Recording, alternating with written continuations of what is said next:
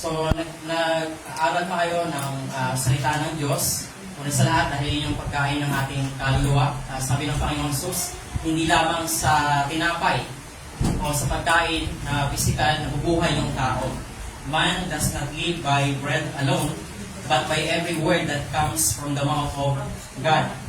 So, kung tayo ay kumakain physically para lumakas, kailangan din natin pakainin yung ating spirito para tayo ay lumusog spiritually. At magampanan natin yung pinagagawa sa atin ng Panginoon bilang mga tao niya, bilang mga lingkod niya, bilang mga mananampalataya. Kasi tayong mga Kristiyano o mga mananampalataya kay Kristo ay tinawag ng Diyos para makilala si Jesus, para i-reflect yung character ng ating Panginoong Kristo at para i-proclaim o ipahayag yung kalooban ng Diyos para sa sangkatauhan, para sa mundo. So, hindi natin agad-agad natatanggap once and for all lahat ng bagay na yun, kundi napag-aaralan. So, patulad din sa pag-aaral sa schooling sa elementary at high school, may grade yan. So, nagpo-progress. So, ganoon din sa ating maturity, sa pagkakakilala sa ating Diyos, sa ating Panginoong Jesus, meron din progress. Hindi siya isang bagsakan. We try to educate ourselves din sa sinasabi ng salita ng Diyos. So, hindi lamang sa pagkain nabubuhay yung tao, kundi sa bawat salitang namumutawi sa bibig ng Diyos. And so, for this morning, before we proceed, I invite you once again to pray with me. Father, we ask for your grace and mercy to sustain us and bless us and fill our souls with satisfaction that comes from you. You alone is our ultimate satisfaction in this world, not in your deeds and not in your works, but in you, our God. Lord, you created us for yourself, and our hearts are restless until in you we rest. And so help us to find our greatest satisfaction in contemplating and meditating upon your person and your works. And may you be glorified in the midst of us in this Sunday school. We bless your name. We praise you in Jesus' name. Amen. Last Sunday pala yung ika-54th anniversary ng ating Philippine Constitution. Ang ating bansang Pilipinas ay ginagabayan ng ating mga batas at alituntunin na tinatawag natin yung Philippine Constitution. Meron yung 1987, pero originally yun ay na-draft 54 years ago in the year 1971. And then by the year 1973, yun ay na-ratified, inaprubahan, at yung preamble ng 1973, familiar sa mga dumaan sa school, especially sa colleges, yung preamble na nagsisimula sa "We, the sovereign Filipino people", and then sinabi doon yung mga nakalagay, yung mga ideals ng bawat Filipino. And bahagi noon yung tayo ay mamuhay ng may kapayapaan, kaayusan at may dignidad. So, yun yung nagsishape ng mga panisiya ng ating bansa. At yun yung gumagabay sa mga ina-approve na batas o dinidis-approve na batas. Although pagkaminsan na itsapuera yung konstitusyon sa ngalan ng pansariling interest ng ilang mga politiko at mambabatas. Ganun pa man, nananatili yung value nun. Dahil din yung pinakamataas na compilation ng mga batas meron sa ating bansang Pilipinas. Pero mga kapatid, hindi po yun yung pinaka-ultimatum o pinaka-sukdulang mataas na batas meron sa atin. So meron din mga international laws, pero hindi pa rin yun yung pinakamataas. Meron pang mas mataas sa national and international, which is yung cosmic, ibig sabihin yung universal, yung batas ng Diyos. Dahil ang Diyos ang gumawa ng buong sansinuko, nananatili yung kanyang batas, at kung ano yung kanyang sinabi, yun ang magiging standard ng katotohanan, yun ang magiging pamantayan na ating lalakaran, at yun yung magiging mga palatuntunan na gagabay sa atin sa ating pamumuhay dito sa maiksing buhay sa ibabaw ng lupa. Mabuhay ka man siguro ng 70 or 80. Nakita ko yung father ni Pastor Israel, yung may dalang tungkod. Tinanong ko siya kung ilang taon na siya. Sabi niya 75. Okay yung kanyang mind. okay yung kanyang pandinig at pagsasalita, pero yung lower body niya is very, very weak at the age of 75. Maaaring hindi ganun sa iba, pero more or less, sinasabi ng Biblia na ang span ng buhay ay pag narating mo yung 70, you're so blessed, and pag narating mo yung 80, parang bonus na. So, iba-iba yung haba ng buhay ng tao, pero yung 70 to 80, binanggit yun sa aklat ng Psalms. And yung year 120, yun yung pinaka-hangganan na itinakda dun sa Genesis. Matapos yung pagbagsak ng tao sa kasalanan, nag-decline yung age na pwedeng maabot ng tao. At nakaset yun sa 120, pero wala kang nababalitaan na umabot ng, meron ba? 120? Ang alam ko, 102, meron eh. So, yun yung mga bagay na kailangan natin i-consider. Ano man yung mangyari sa ating mundo o ano man yung mangyari sa ating bansa, isang bagay na kailangan mong asikasuhin ay yung relasyon mo sa Diyos sapagkat hindi yun nagbabago. Dalawa lang relasyon sa Diyos. Nasa tamang relasyon o nasa maling relasyon sa Diyos. Kung siya yung ating manlilikha at siya yung ating Panginoon at tayo yung kanyang mga lingkod, ang tamang relasyon sa Kanya ay pagpapasakop at pagsunod. So, binabalikan natin yung mga pundasyon ng ating pananampalataya. Sabi ni Dr. Jose Rizal, ang hindi marunong lumingon sa pinanggalingan ay hindi makararating sa paroroonan. Ginagamit nyo ng iba tungkol daw sa pagtanaw ng utang na loob. Ginagamit nyo ng iba pero sa ganung bagay. Pero hindi po yun yung talagang kahulugan nun. Ang tinutukoy doon ni Jose Rizal ay yung pagtingin natin pabalik sa nangyari sa nakalipas. Yung matuto tayo sa kasaysayan. Yung lumingon tayo kung saan tayo nang galing, ano yung mga pinagdaanan ng ating bansa upang hindi natin maulit ng paulit-ulit yung kamalian noon na dapat alam natin ngayon. So we are looking once again sa mga nangyari, hindi lamang sa nagdaang 100 years, kundi titingnan natin yung mga nangyari sa pag-uumpisa ng mga pangyayari. Ang tinutukoy ko ay yung unang sentence ng Genesis. Tayo magbuklat. Babasa ko sa Tagalog. Yung unang pangungusap ng Genesis, kung sa English, ang sabi doon sa first 4 words, in the beginning, God. Sa pasimula, ang Diyos. Yung 4 na salitang yan, ang pinakapundasyon ng pananampalatayang Kristiyano. Kaya, nandito tayo at nakikipaglaban sa pananampalataya ay dahil sa totohanan ng bagay na yan.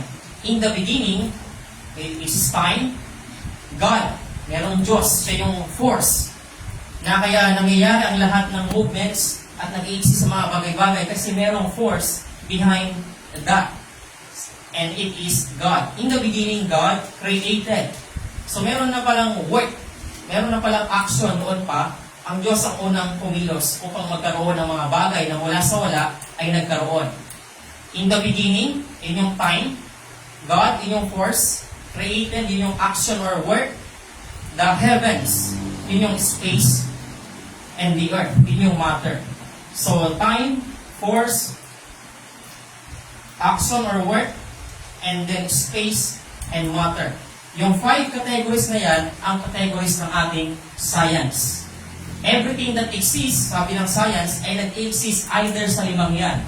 Time, force, work, space, and matter.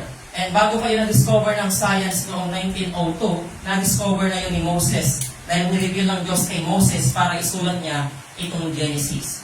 So, lahat ng bagay na nag-i-exist sa mundo ay nag-i-exist dahil sa kapangyarihan, karunungan, at kaalaman, at kagustuhan ng ating dakilang Diyos. At yung tema natin this morning ay yun pa rin, the supremacy of God and His redemptive reign.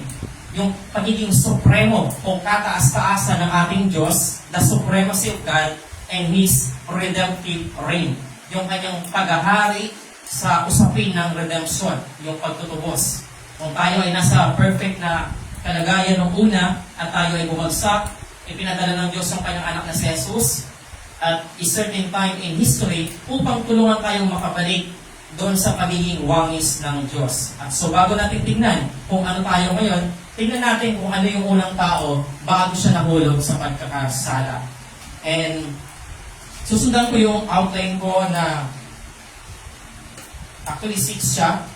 na magkakatunog sa dulo. So yung paksa natin is yung the supremacy of God and His redemptive reign. Reign means yung paghahari niya.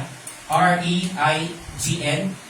So naghahari siya sa buong panahon bilang isang manunubos na bagaman nakapasok ang kasalanan sa mundo at sinira niya yung iba't ibang dimension ng ating buhay, yet pinadala ng Diyos ng kanyang anak upang i-accomplish yung redemption at siya ay merong control sa bagay na yon.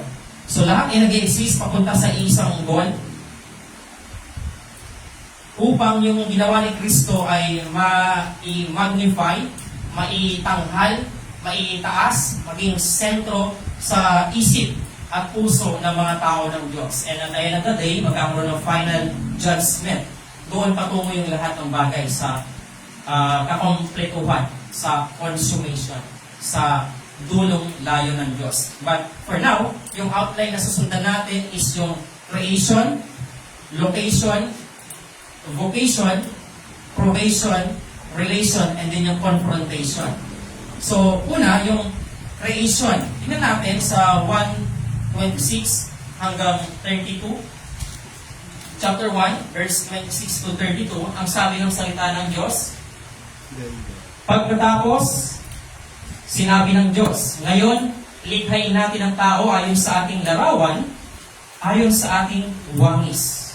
So, napakagandang statement po ito tungkol sa pagkakalikha ng tao. Sila ang mamamahala sa mga isda, sa mga ibon sa himpapawid, at sa lahat ng hayop, maging maamo o mailap, malaki o maliit. 27. Nilalangan ng Diyos ang tao ayon sa kanyang larawan, sila'y kanyang nilalang ng isang lalaki at isang babae. At sila'y pinagpala niya.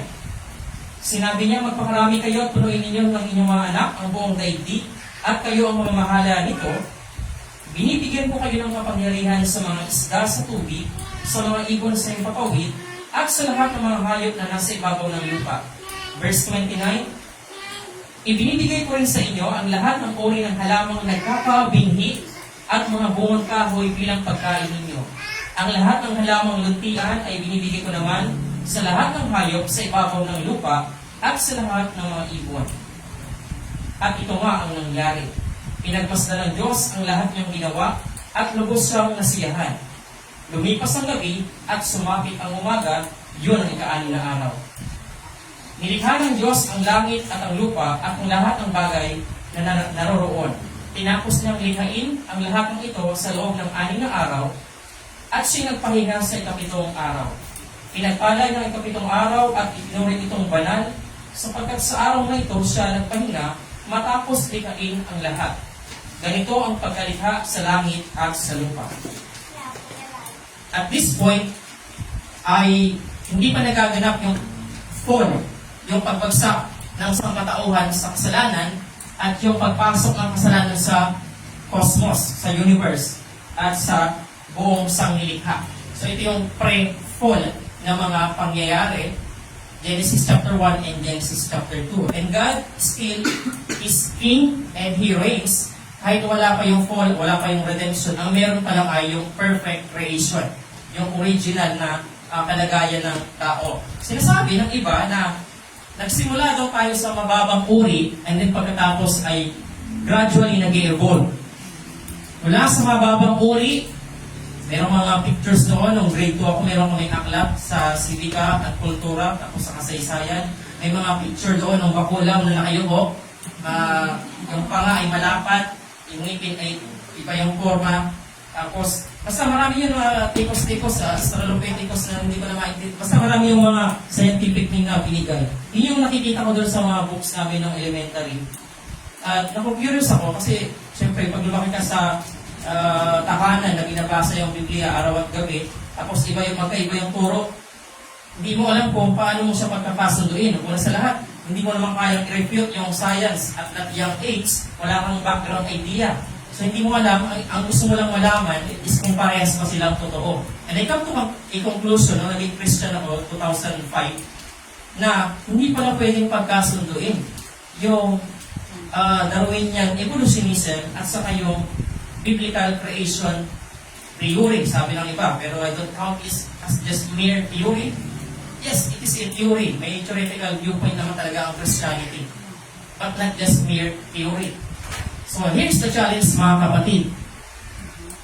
Kung mababasa nyo ng klaro itong 1 and 2 at magkukonclude ninyo na hindi siya nagpipit sa secular science na available sa mga schools natin, secular schools, ang challenge dito is nasaan ang iyong allegiance, nasaan ang iyong loyalty, at nasaan ang iyong trust. This is the Word of God. Matagal na itong sinulat ni Moses. And here we are in the year 2025. Ang challenge pa rin is the same. Pananampalataya o hindi pananampalataya. Maniniwala ka o hindi. Of course, may mga difficult na bagay dito. And many theologians and Christian scientists ay nag-effort na i-reconcile yung mga at i-minimize yung mga contradictions and somehow mag-come up sa isang parang middle ground. I don't think na merong contradiction between true science and true faith.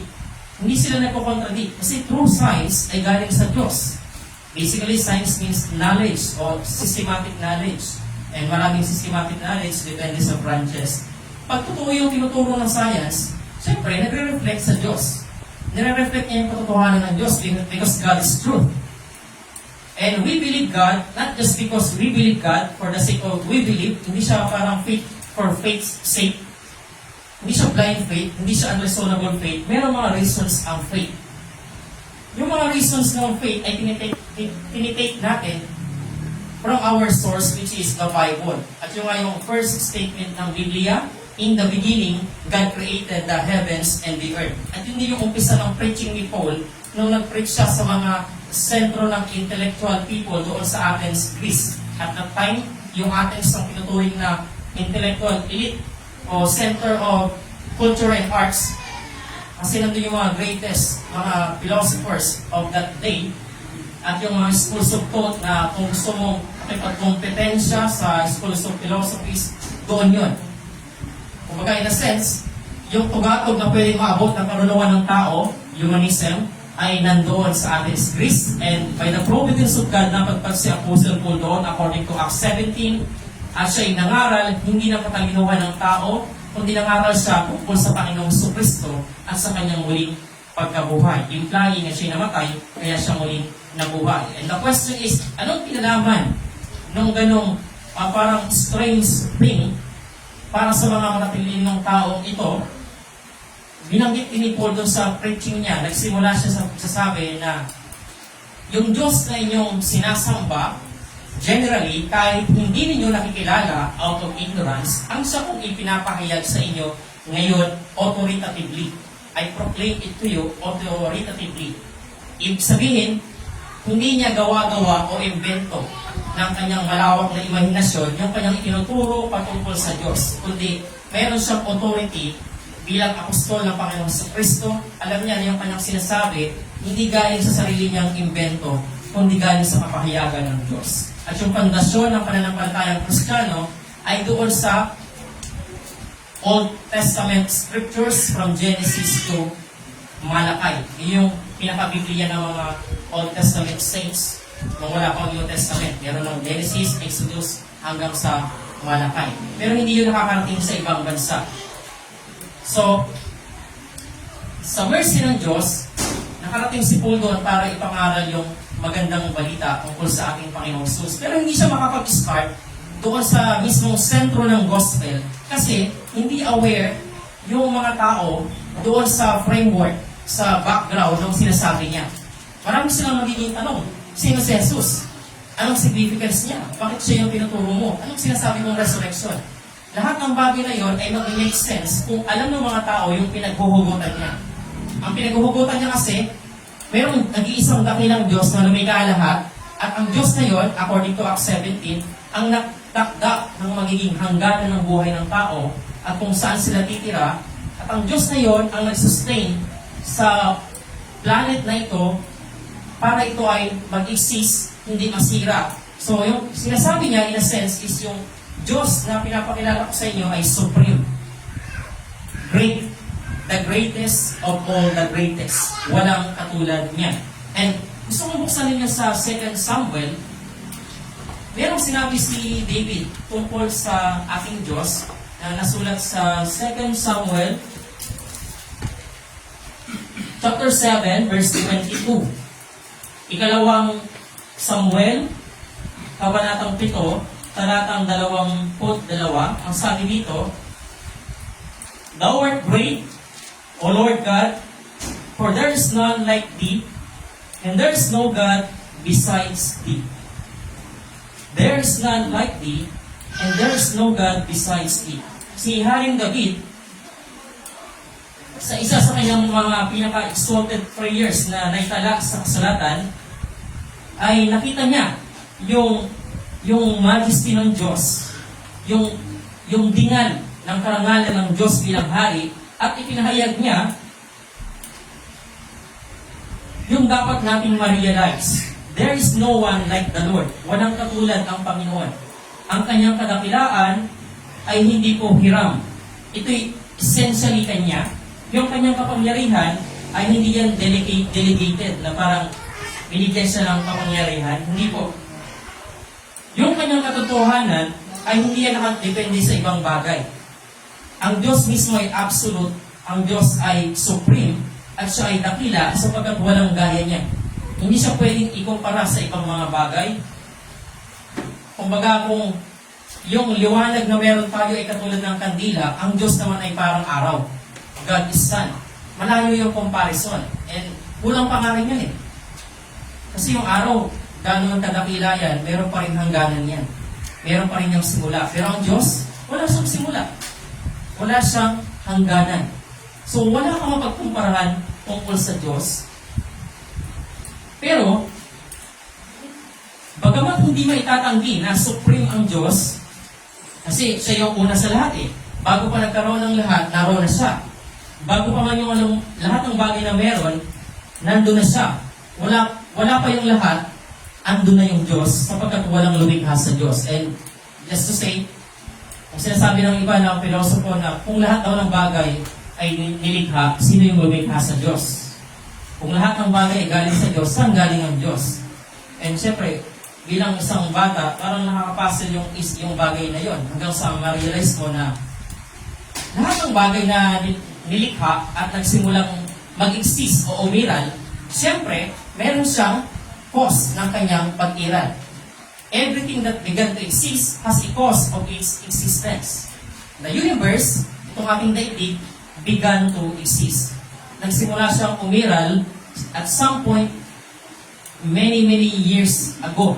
Sa tansya ng biblical scholars, either 10,000 years ago or more. Sa ibang turo ng mga sciences, it's, sabi nila, millions, sabi nila, billions of years ago. Another challenge for us. Hindi dinideclare ng biblical data yung million or billion. Kundi kung tatansyahin mo yung buhay ng mga naitala dito, at sa ngayon sa kasaysayan, more or less, pumapatak siya ng 10,000 pataas o pababa. So, meron talaga mga challenge. Pero yung point ko, ang universe, nagsimula siyang mag-exist. Therefore, ang universe, meron siyang cause of existence. Unlike kay God, God did not begin to exist. The universe began to exist. Ang conclusion, yung universe, meron siyang cause of existence. Yung premise natin, lahat lang ng bagay na nagsimulang umiral ay mayroong sanhi ng pag-iral. Kaya siya nag-exist. Pero yung mga hindi nagsimulang mag-exist, hindi nilikha, hindi siya kasali doon. So mayroong isang hindi kasali, ang Diyos. God did not begin to exist. Walang nag-create sa Kanya. Therefore, wala siyang cause of existence. Siya ay self-existent. Nag-i-exist siya sa ganang kanyang sarili. Hindi niya kailangan ng tulong ng iba para mag-exist. Siya ay nag-exist eternally. Wala siyang umpisa. Ganon siya ka-unique. Ganon siya walang katulad. Kaya sabi ni David, dito sa 2 Samuel, ikaw o dakilang Diyos, ikaw ay Panginoon sapagkat walang gaya mo, at wala ng ibang Diyos maliban sa iyo. Ibig sabihin, hindi siya parang God of gods, hindi siya lang. Absolutely, only one God. So, hindi may tatanggi na God is supreme. However, Yung nakalulungkot is yung neglect of God. The appalling neglect of God. Yung lungkot na nakaligtaan ang Diyos. Titingnan natin. Kung ang Diyos pala ay supreme, bakit siya parang margin lang sa buhay ng maraming tao? Kung ang Diyos ay dakila, bakit wala siya sa sentro? At kung ang Diyos ay dakila, bakit marami din ang hindi naniniwala? Sinasabi ng iba na, hey, bro, we are in the year 2025. We are not speaking in the year 8055. And kaya hindi naniniwala yung mga tao kasi nakakaintindi na sila. Kaya hindi sila sumasampalataya sa Diyos. Pero ang sabi sa Psalm 14, basahin natin, napakaganda nung sinabi doon na statement sa Psalm 14. Anong tawag sa mga hindi sumasampalataya sa Diyos? 14:1.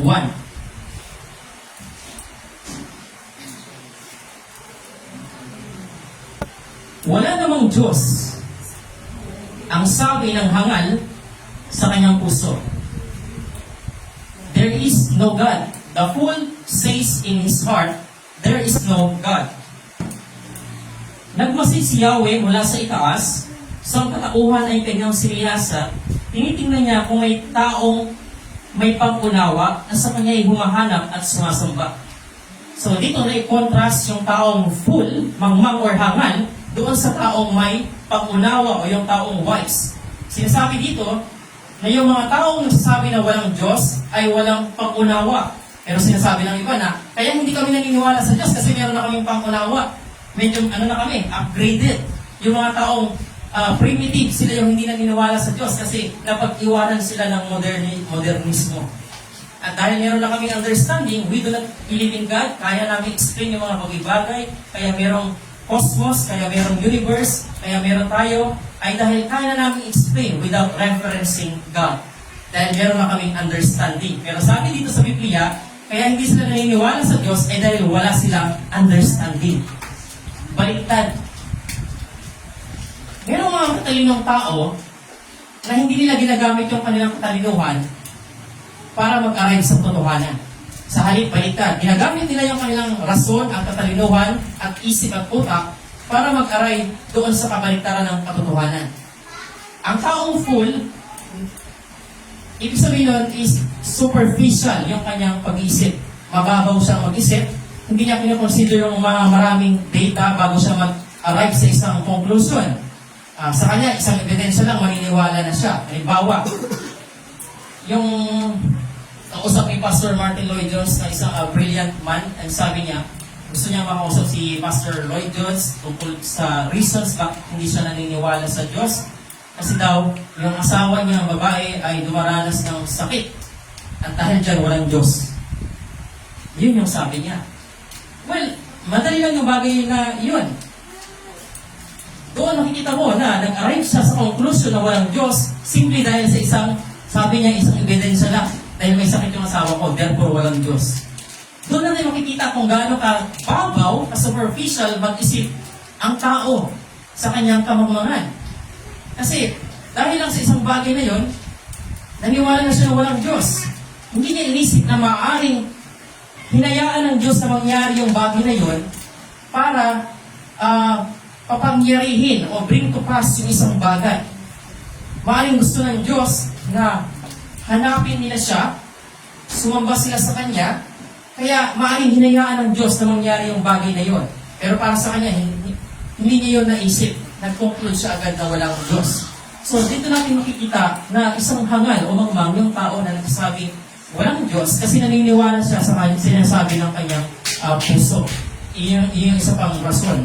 The fool says in his heart, there is no God. Sinasabi ng hangal sa kanyang puso. Nakikinig siya sa dikta ng kanyang puso sa halip na mag-isip. So isa yun sa katangian ng taong hangal. Hindi siya nag-iisip, siya ay naniniwala sa dinidikta ng kanyang puso. And yun nga, maaaring hinayaan ng Diyos na mangyari yung pagkakasakit ng asawa niya para gawin at ipaalala sa kanya yung bagay na nakakaligtaan niya. So tinanong siya ni Pastor Martin, nung bang wala pang sakit yung asawa mo, Sumasama ka ba sa Diyos regularly? Hindi. Pumupunta ka ba sa place of worship? Hindi. Nung masala na kayo, naaalala mo ba siya at papasalamat ka sa Kanya? Minsan lang. See? Maaaring hinayaan ng Diyos na magkasakit siya at dumanas kayo sa ganyang pagsubok para maalala niyo yung bagay na pinakaligtaan ninyo. Nung okay pa kayo, hindi naman talaga kayo nag-worship sa Lord. Tapos ngayon na nagkasakit siya, sasabihin mo na walang Diyos kasi may sakit siya. No. May mga rason ng Diyos kung bakit hinahayaan niyang mangyari sa atin yung mga bagay-bagay. At dito, sa sinabi ng Psalm, hindi niya sinabi na yung ibang tao lang ang hangal o mangma. Ang sinasabi niya is, lahat ng nagdi-deny sa Diyos ay hangal o mangma. So whether educated or uneducated, if you deny the existence of God and if you do not believe in God, you are a fool. Why? Because you believe in your heart rather than think with your mind. Sinasabi ng puso nila na ganito, ang ganda naman ng buhay ng taong yun kasi lahat ng bisyo nagagawa niya, parang wala siyang inaalala. Parang masarap yata mabuhay ng gano'n, kasi hindi pwede kasi nakaka-iskandalo yung ganyang buhay, saka may Diyos. Okay. Para magawa ko yung ginagawa niya, wala na lang Diyos. Minsan, ang tao, dinideny niya ang Diyos kasi meron siyang lifestyle na gustong i-maintain o ipumuhay o gayahin sa iba, kaya niya sinasabing walang Diyos. Diba? Buti pa si ganito, nakakapambabae, ganito ganyan, wala sa pinaproblema. Pero ako magkakaroon ako ng problema kasi may Diyos eh. Sinusumbatan ako ng aking konsensya. Sinasabi ng buong pagkatao ko na mayroong Diyos. So kailangan kong isuppress yung aking konsensya, kailangan kong isuppress yung aking puso, at papaniwalain yung aking sarili na walang Diyos para magawa ko yung mga bagay na ini-enjoy ng kakilala ko. Isa rin yun. Naniniwala siya. At alam niya sa konsensya niya deep within na mayroong God. Pero dahil meron siyang lifestyle na kinaiingitan na gusto niya ipamuhay, pilit niyang pinapaniwala ang sarili niya na walang Diyos. And I could go on. Marami ko ditong sinasabi tungkol sa denial of existence of God. Pero yung point, full, guilty of foolishness and folly, yung taong magsasabing walang Diyos kasi napakaraming ebidensya. Even before kang mag-arrive sa mga empirical evidence, deep within, merong sense of God, merong sensus divinitatis, merong seed of religion na nakatinig sa ating pagkatao.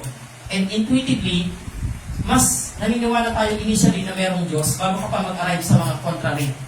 Given na yun kahit sa mga bata.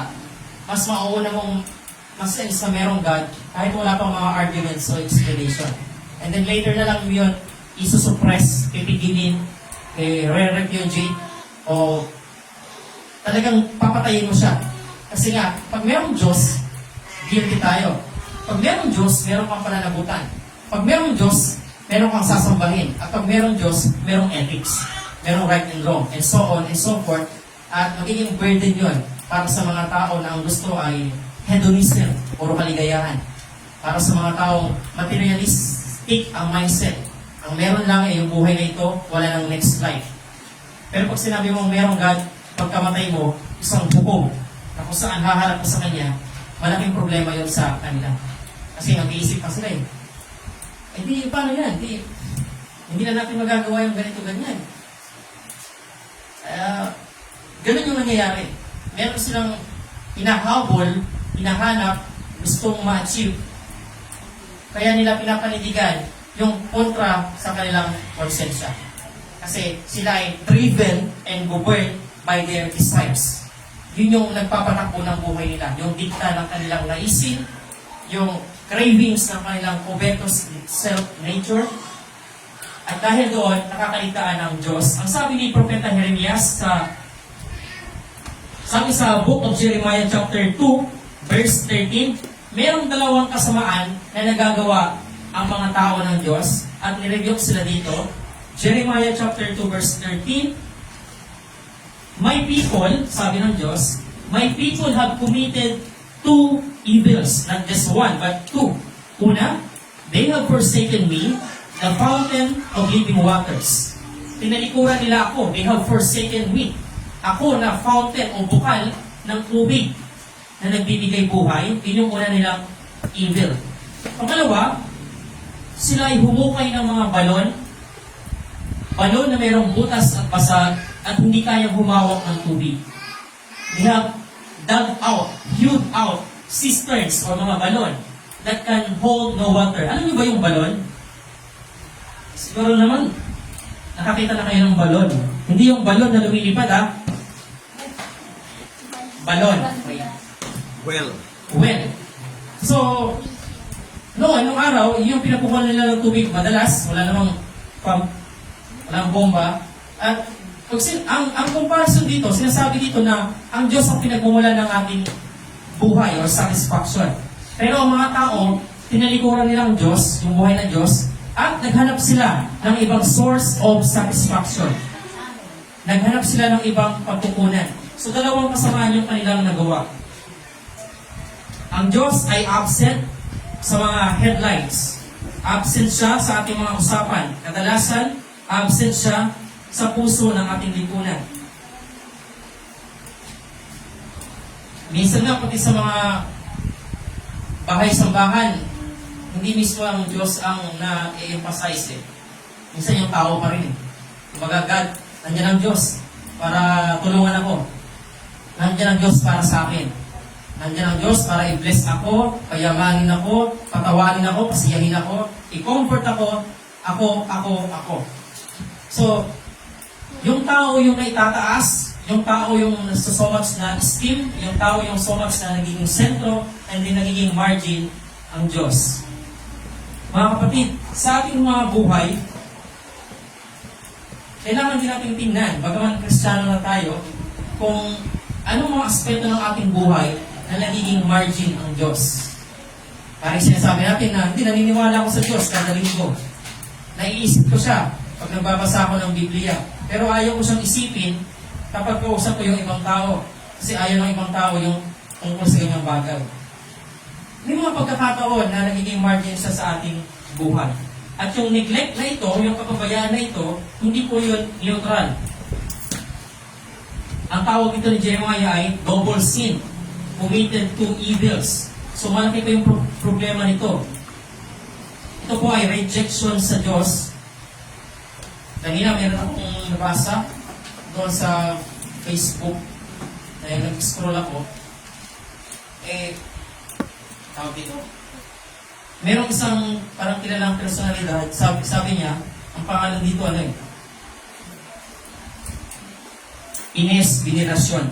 Hindi siya masyadong familiar sa akin, pero isa siyang actress, Ines Veneracion. Sabi niya, bago kayo pumasok sa pag-aasawa, makipag-live-in muna kayo. Pahayag ng actress na si Ines Veneracion patungkol sa pag-aasawa. Sabi pa niya, ang marriage kasi papel lang yan. Kahit sabihin natin papel, pero kapag gusto mo na magpa-anal, napakahirap. Napakahirap daw ng annulment. Kailangan mo pa ng pera, it will take 2 years, 3 years, bago pa ma-anal. Panibagong hirap na naman. Para sa akin, magsama muna kayo, or kung hindi kayo mag-boyfriend, girlfriend, na lang muna. Kung hindi nyo kaya mag-boyfriend, girlfriend na lang muna, tiwala lang.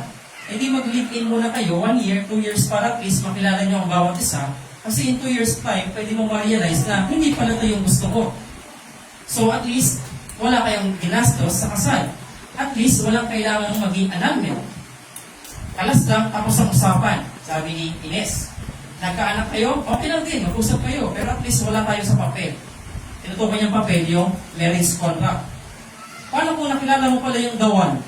Kaya ako, parang mas okay sa akin na makapag-live-in ka muna, para mas makilala niyo muna yung isang isa. And then meron isang nag-comment, ganda ng comment niya, sakol na sakol. Sakto dito sa topic. Sabi,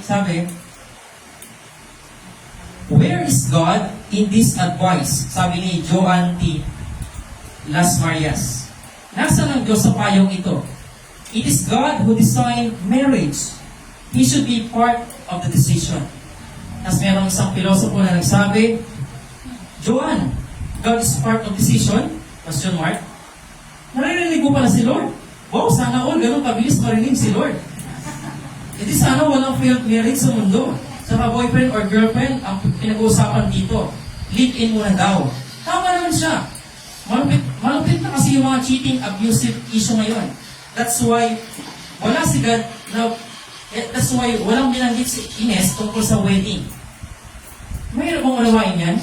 And then, ang dami nung naghahahado sa sinabi niya, madami din nag-likes. So makikita natin na happy yung opinion ng mga tao. Pero yung iba ang tingin nila doon is kamangmangan, kaya sila tumatawa.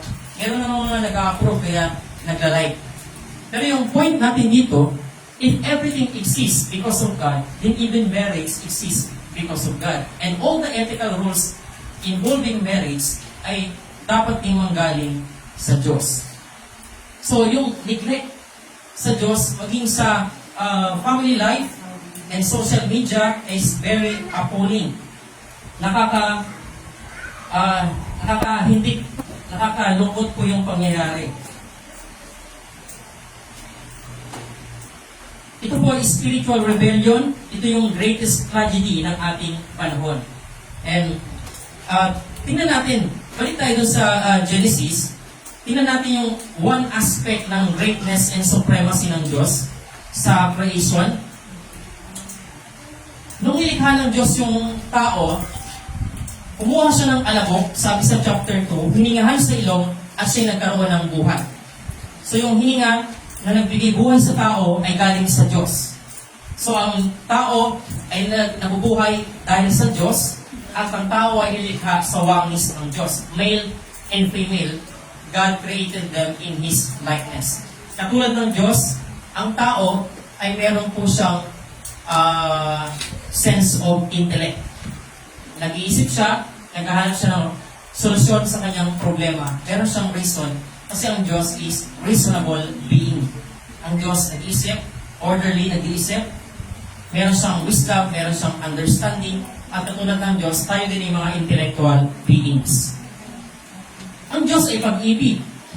Siya ay nagpapahalaga sa relasyon, nakikipagrelasyon, at nagbibigay para sa ikasisiya ng relasyon. And we are created in that image. Meron din tayong damdamin na nagmamahal. Meron tayong capability para magbigay at tumanggap ng tunay na pag-ibig. Meron lang difference. God is absolute and perfect. We are limited and we are not perfect. And after the fall, hindi ka lang limited and imperfect, meron ng anomaly sa pagbibigay at pagtanggap ng love dahil sa pumasok na yung sin. Nagkakaroon ng anomalya. Even of the best of husband, even the best of men are men. Kahit yung pinakamahusay, pinaka-best na tao, tao pa rin. Dahil nga sa pagpasok ng kasalanan. And men are prone to error. Ang mga tao ay prone sa pagkakamali. But in the beginning, hindi po ganon. And nilagay sila ng Diyos sa location ng Garden of Eden. Merong batong bidelyum, merong batong onyx, merong ginto. Ang point na pinapakita ni Moses doon sa record na yon, napakaganda ng location ng tao sapagkat napakabuti ng Diyos. Sa research ko, medyo mabango yung batong onyx at yung bidelyum. Ibig sabihin, ang ganda ng place ng Eden. Hindi lang siya fresh. Kung na-fresh ko ako sa Baguio, hindi ko may kumpara dito eh. Kasi dito talagang bato pa lang, mabango na. And lantay ng ginto yung paligid. And meron siyang parang fountain na dumidilig sa garden. Wala pa kasing ulan dati. By the way, yung meaning ng Eden ay watery place. Lugar na matubig. So, laging fresh doon. And ang vocation ng tao, ang trabaho niya, yes, meron akong trabaho kahit nung wala pang kasalanan. Yung trabaho nila is i-cultivate yung garden at i-maintain or i-keep. So yung trabaho binigyan ng Diyos kay Adan and extension kay Eve. Trabaho nila is for enjoyment. Hindi sila nagpapakapawis noon at nagpapakahirap para umani. Tumutubo yung mga halaman. Ang trabaho lang nila is maging representative ng Diyos. Sila yung titingin sa creation. Kasi sila yung pinaka-apex o tugatog ng creation. Mas mataas sila sa mga hayop at sa iba pang mga creatures. So, nilikhaan ng Diyos ang tao mula sa lupang alabok, hiningahan sa ilong at nagkaroon ng buhay, inilagay sa hardin, yun yung location niya. Yung kanyang pangatlo vocation, keeper of the garden, tiller of the ground for their enjoyment. Sinasabi kasi ng iba, kaya tayo nagtatrabaho ngayon kasi nagkasala si Adan at Eva. Hindi totoo. hindi pa sila nagkakasala, meron na silang trabaho. So, isa itong paalala sa akin na maghanap ng work na babagay dun sa ability na ibinigay. Kasi ang work is napaka-noble, marangal. At yung unang tao ay inatasan na pamahalaan yung the rest of creatures at alagaan yung creation ng Diyos. So, napakaganda ng meaning ng work. Hindi siya out of sin, no, out of original perfection.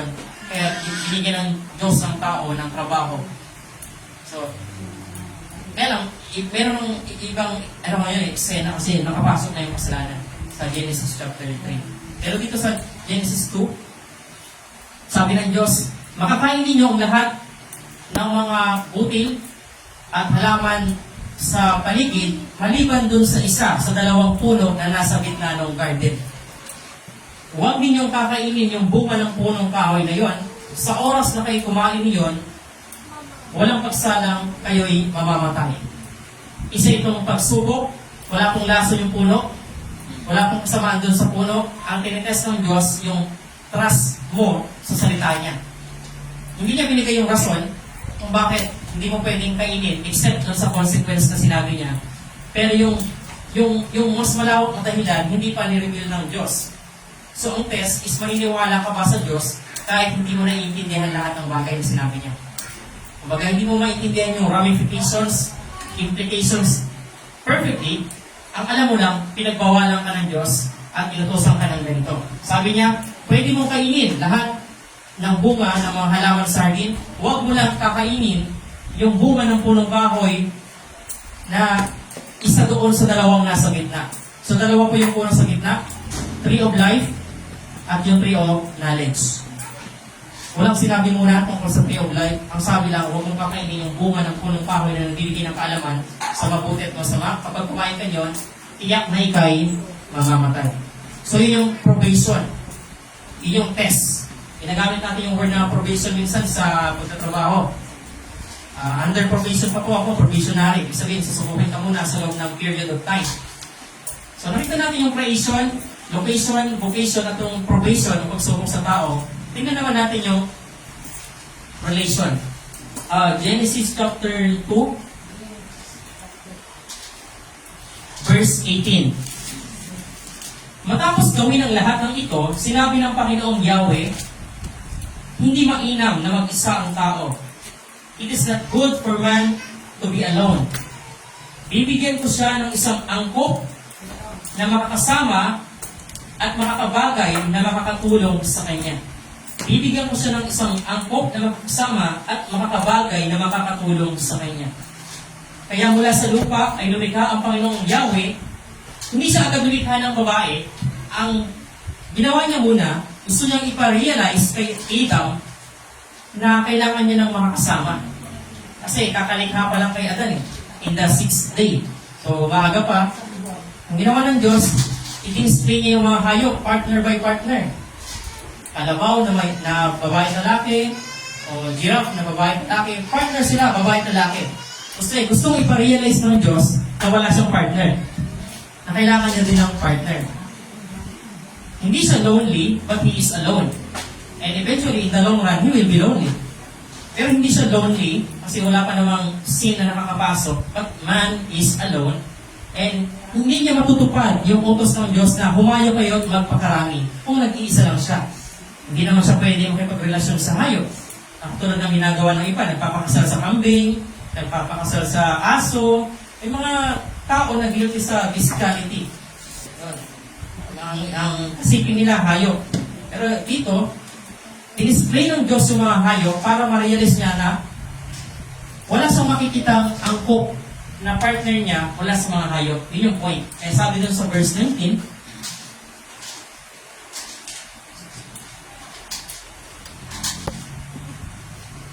lumikha ang Panginoong Yahweh ng mga hayop sa bukid, sa parang, at mga ibon sa impapawid. Dinala niya ang mga ito sa tao. Bakit? Upang ipaubaya rito ang pagbibigay ng pangalan sa mga iyon. Kung ano ang kanyang itinawag, yun ang naging pangalan ng mga tao. Parang napahapyawan dito yung katalinuhan ng unang tao. Pero yung napakarami ng hayop, tapos yung bibigyan ng pangalan. Ang bilis niya naman makaisip ng pangalan. Halimbawa, 3,000 yung hayop. Tapos siya yung magpapangalan. So makikita natin na very advanced yung isip ni Adam. Kontra sa sinasabi sa scientific evolution nung nagsimula tayo sa mababang uri ng mind, ng pag-iisip. Dito hindi. Super genius yung si Adam dito. Lahat ng hayop siya magbibigay ng pangalan. At kung ano yung itawag niya, yun ang magiging pangalan nila. Ang tao man ang nagbigay ng pangalan sa lahat ng ibon at hayop. Ngunit, ito na, wala isa man sa mga ito ang nababagay na makasama at makatulong niya. Kaya, anong nangyari? Pinatulog ng Panginoong Yahweh ang tao, samantalang nahihimbing, nagkaroon ng first surgery. Unang operation sa katawan. Ginawa, inuha niya ang isang tadyang nito. Tadyang means rib. So, I want to imagine, hindi naman ginagit, no? I-imagine ko lang na hiniwa ng Diyos. I think hindi lang siya basta buto yung Hebrew word na ginamit. Kasi sa bandang dulo, sabi ni Adan, laman ng aking laman, buto ng aking buto. So, ibig sabihin, yung Hebrew word behind the word rib, ay hindi siya yung katulad ng naiintindihan natin na rib lang. May kasamang flesh, may kasamang laman. Kasi hindi yung sasabi ni Adan na may kasamang laman ng aking laman, buto ng aking buto, kung buto lang. So, for the sake of plain speech, rib yung translation sa English, and then tadyang sa Tagalog. Inuha niya isang tadyang ito at pinaghilom ang laman sa tapat niyon. Ang tadyang na iyo'y ginawa niyang isang babae at dinala niya ito sa lalaki. So, tulog yung lalaki, wala siyang pamali-mali, pag-gising niya meron ng babae. Kasi ang Diyos ang nagdala sa babae. Kay Adam. So, at some point, pwede rin natin i-imply na namimit ng lalaki yung babae dahil sa providensya ng Diyos. Hindi ka naghahanap, nakahanap ka. Nung naghahanap ka, hindi ka makahanap. Kasi everything is under God's providence. Ang Diyos ang nagdadala ng mga ipapartner niya sa kanyang mga anak. So dito, dinala niya yung babae, wala pang pangalan, at pagising ni Adan, pagkakita niya doon sa babae, naging siya, romantic, poetic. Naging siya, sabi niya, sa wakas, bigla sa na-create ng point. Narito ang isang tulad ko, laman ng aking laman, buto ng aking buto, babae ang tatawag sa kanya, sapagkat sa lalaki, siya'y inuha. Yung format ng sinabi ni Adam is nakalagay siya sa poetic na style, implying na pagkakita niya doon sa kanyang partner na nagandahan siya, na-amaze siya, nagkaroon siya ng sense of endearment and affection at lumabas yung kanyang papuri doon sa gift ng Diyos sa kanya. Ito yung institution ng marriage. Ang Diyos ang nagpag-isa sa kanila. Ang comment, ito ang dahilan kaya iniiwan ng lalaki ang kanyang ama't ina para maging independent. Nagsasama sila ng kanyang asawa at sila ay nagiging isang laman. And they become one flesh. Kapwa hubad noon ang lalaki at ang babae. Ngunit hindi sila nahihiya. So, dati wala pang mga suot, wala pang saplot, wala pang damit yung babae at lalaki, pero wala pa yung tawagin sa Pilipino is mali siya. O wala pang ill thinking. Hindi sila nagkakahiyaan kasi wala namang nakakahiya. So ngayon, kaya tayo nagdadamit kasi may mga itinatago tayo. Minsan, nahiya ka makita ng iba yung peklat mo, o nahiya ka makita ng iba kung ano yung pangit na side mo, kaya tinatakpan natin yung aking katawan. Pero dahil nasa perfect state sila, nasa very good na kalagayan sila, walang something to be ashamed of. Hindi pa sila nahiya sa isa't isa. Pero, pakinggan natin next Sunday, iba yung nangyari pagdating ng Genesis chapter 3. So, gusto ko lang i-sum up yung mga mahalagang lessons.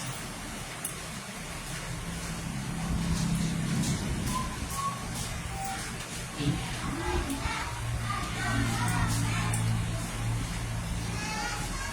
So, ito yung mga mahalaga na makikita natin. Una, yung garden at saka yung tao ay hindi siya resulta ng random chance na tinutukoy ng mga materialistic scientists. chance lang daw, nagkataon lang na nagkaroon ng Earth, planet, Big Bang, sumabog yung karoon ng Big Bang noon, tapos bilang na-create, ganito, ganyan. Hindi siya random, no? Meron talagang design. Merong nag-design. Merong Diyos. So, ang Diyos mismo, yung kamay ng Diyos at karunungan ng Diyos, ang nag-design ito at siya yung nag-aalaga sa atin. Pangalawa, yung trabaho, hindi siya sumpa, kundi panawagan ng Diyos. Ang intensyon ng Diyos ay para sa ating kagalakan, productivity, and stewardship.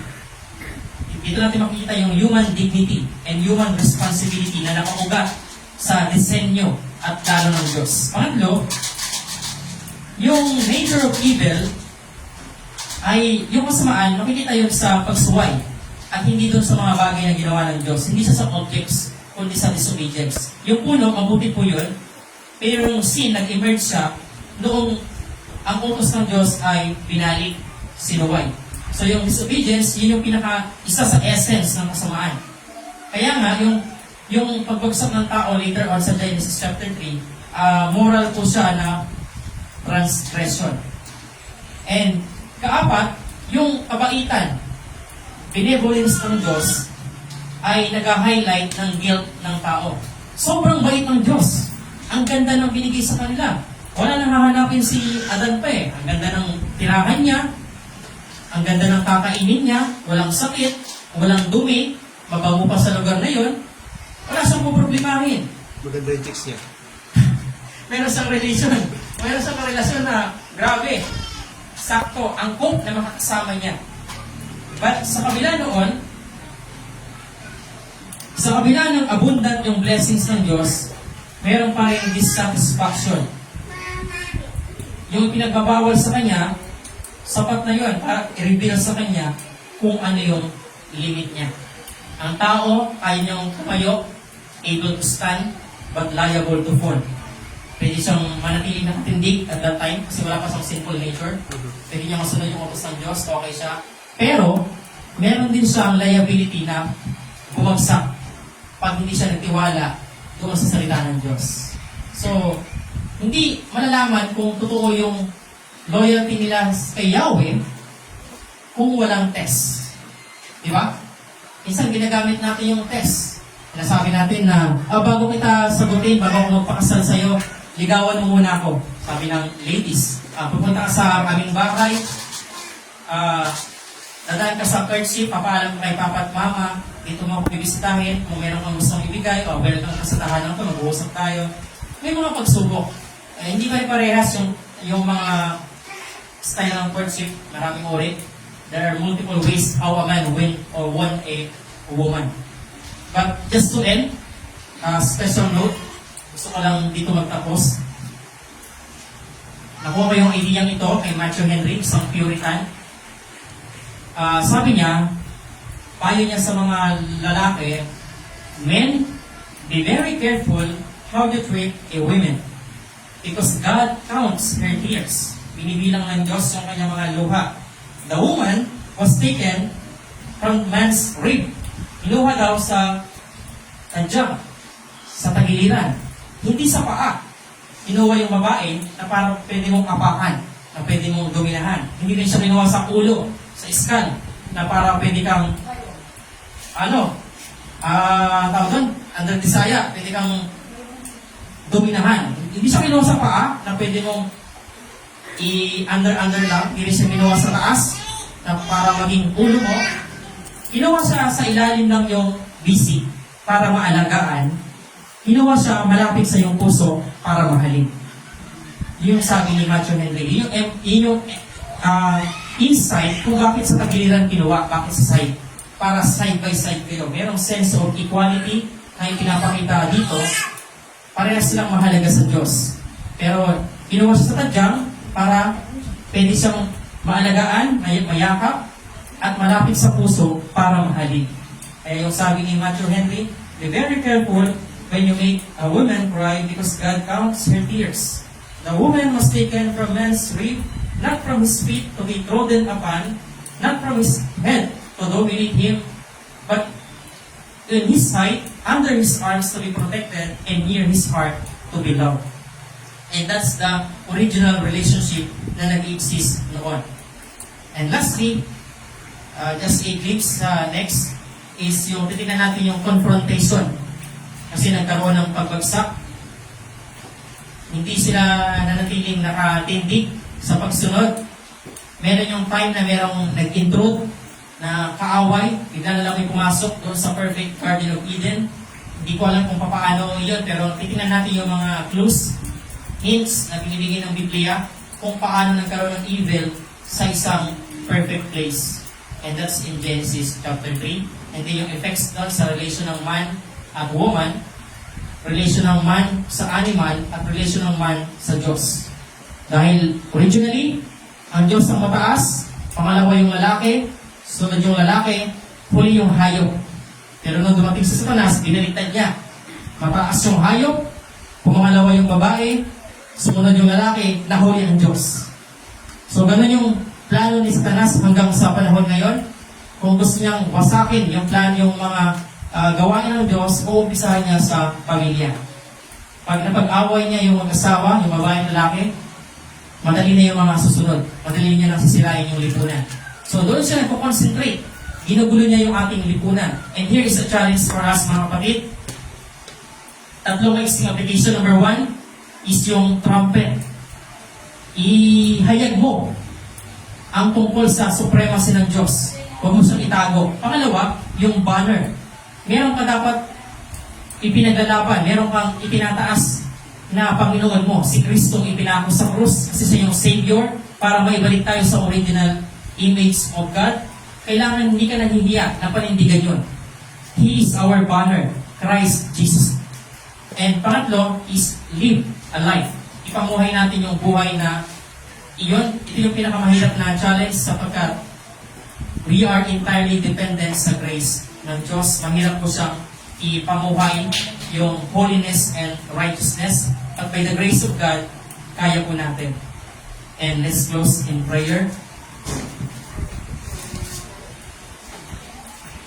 Father, we thank you for creating us in your image. Thank you, Lord, for your generosity sa first man and woman.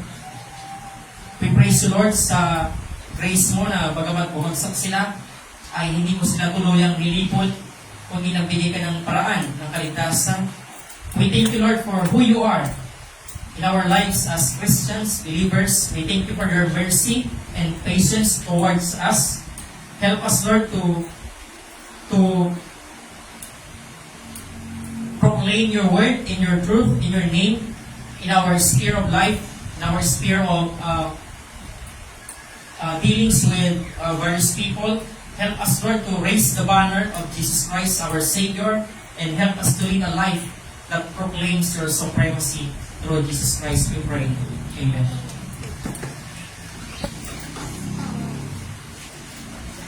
So, thank you, mga kapatid. Thank you, bro. It is too many. Napakarami nung natalakay natin to compress. Ano? Pero meron pa kayong tanong sa ating pinag-usapan doon sa natalakay ni... magkakaroon... Ano yun, Nay? Sige, tanong mo, Nay.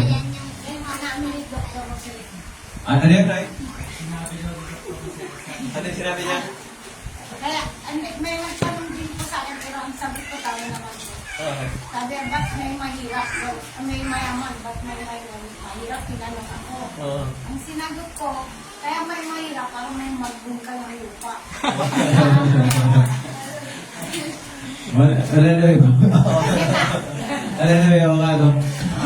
Hindi talaga pare-parehas. Anyway, mga kapatid, i-compress ko lang ng konti yung bagay na pinag-usapan natin. Medyo mataas na level yung iba na tinuturo ni Brother Russell sa atin. Ngayon, mga kapatid, ito ang problema. Ito, bibigyan ko ng idea para makita ninyo ang kahalaga ng pinag-aaralan natin. Meron tayong sistema ng edukasyon, tama? Now, dahil hindi tayo edukado sa Biblia, hindi natin mag-glance kung ano yung maling tinuturo sa atin ng school. Okay? May mga tinuturo ang school, ang constitution na itinalaga ng gobyerno na kontra o laban sa Diyos natin. Ngayon, malaking problema ito. Kung totoong naniniwala kayo sa Diyos, dinitiman ng Diyos ang ating faithfulness. Nalakaran natin ang lahat ng alitutunin ng Diyos sapagkat siya ay Diyos. Ang edukasyon, gobyerno, anumang sakay sa lipunan ay pinamamahalaan ng Diyos. God's sovereignty ang tawag natin dyan.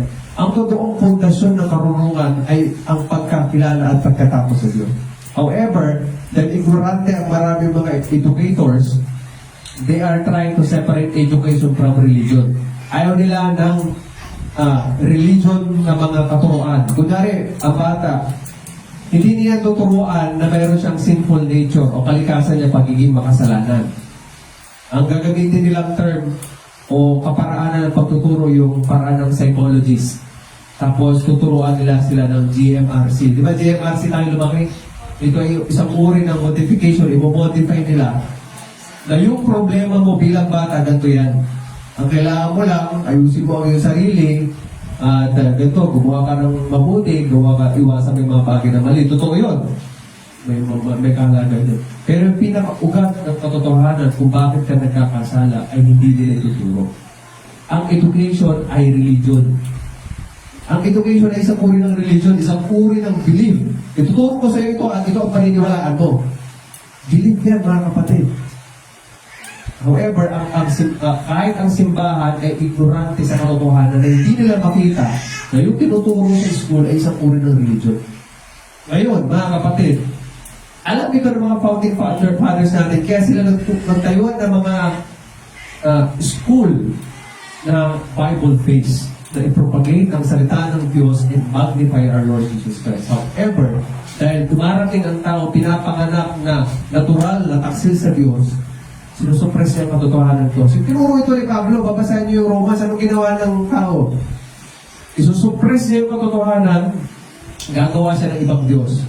Yung gagawa siya ng Diyos niya na susunod sa kanya. Hindi siya kukonsensyahin sa kanyang mali na ginagawa. Kasi yung Diyos mo uto-uto. Pwede mo gawin lang ang gusto mo, wala siyang pakialam. So yun, yung mga simple sense na. Well, actually, pero gusto ko magbigay ng comment doon sa pagtalakay ni Brother Ansel. Napakaganda. However, bro, let us respect the time. Pero we can adjust this. Pwede natin adjust ito. Kung kapag-uusapan natin, gagawin natin ng mas maaga o tatalakayin natin after, no, in respect to our time. Pero maganda yung naging talakayin natin. But anyway, tayo na magpupusit sa ating dalawang gawain. Meron pa ba kayong questions sa pinag-usapan natin? Meron pa kayong tanong sa pinag-usapan natin? Mga kapatid, ang sinasabi ko dito mga kapatid, malaki ang problema natin. Yan ang katotohanan. We need men and women educators to help us na nalabanan at supilin ang kataksilan na ito ng mga tao laban sa ating Panginoon. So kung wala ng question tayo dito dako. Announcement, meron pa ba tayong announcement? Every Friday, meron tayong prayer meeting, mga kapatid. We invite you to come. Big Friday. Then by next week, hoping magkaroon tayo ng Lord's Supper. No? And then, wala muna tayong mga upcoming na gawain. So tayo nagtatapos sa pagbasa ng ating call to worship. Babasahin ko lang mga kapatid para sa ating lahat. Sabi nito sa Psalms 95 verse 1 hanggang 11, tayo na't lumapit kay Yahweh na Diyos sa awitan ng batong publihan. Ating ngang handugan, masayang awitin. Tayo na't lumapit sa kanyang presensya na may pasasalamat sa purihin ng mga awiting may tuwa at galak. Sapagkat si Yahweh, siya'y dakilang makapangyarihang Diyos, ang dakilang hari, higit pa sa sinumang dinudiyos. Nasa kanyang balad ang buong daigdig, pati kailaliman, at lahat ay kanya, maging ang mataas nating kabundukan. Kanya rin ang dagat, pati ang lupa na kanyang nilalang. Tayo na lumapit sa kanya'y sumamba at magbigay galang. Lumuhod sa harap ni Yahweh na siyang ating may lalang. Siya'y ating Diyos at tayo'y bayan sa kanyang pastulan. Mga tupang kanyang inalagaan at gayo'y kanyang salita'y ating pakinggan. Iyang inyong puso'y huwag patigasin tulad ng ginagawa ng inyong mga magulang nang nasa Meriba sa ilang ng masa. Ako ay tinukso doon at sinubok ng inyong mga magulang bagamat nakita ang aking ginawa, silang nakinabang. 40 taon sa inyong ninuno ako'y nagdamdam ang aking sinabi. Sila'y suwail, walang pakundangan, ang mga utos ko'y ayaw nilang sundin. Kaya't sa galit ko'y ako ay sumumpang hindi sila makakapasok at makakapagpahinga sa aking piling. Yumuko tayo manalangin mga kapatid. Ama naming Diyos na lumikha ng lahat ng bagay na nakakaalam ng buo naming pagkatao. Sa umagang ito, Panginoon, kami lumalapit ng may reverence, pagpapasakop at pagkilala sa iyong kadakilaan, Panginoon. Nawa sa aming pagsamba, O Diyos, Ikaw ay malulukati sa kalagitnaan namin, maitaas na Ikaw ang dakilang Diyos sa lahat ng bagay. You are majestic in all your ways. You are all-knowing, powerful, good, and kind. Kaya, Panginoon, hililin po namin ang iyong paggabay as we come into worship na Ikaw po ang maitaas sa kalagitnaan po namin. At kami ma-amaze, ma-o sa iyong kadakilaan. At ito po ang aming dalangin sa matamis na pangalan ng aming Panginoon Kristo. Amen. Tayo lahat ay tumayo, mga kapatid, at tayo aawit. Wait lang,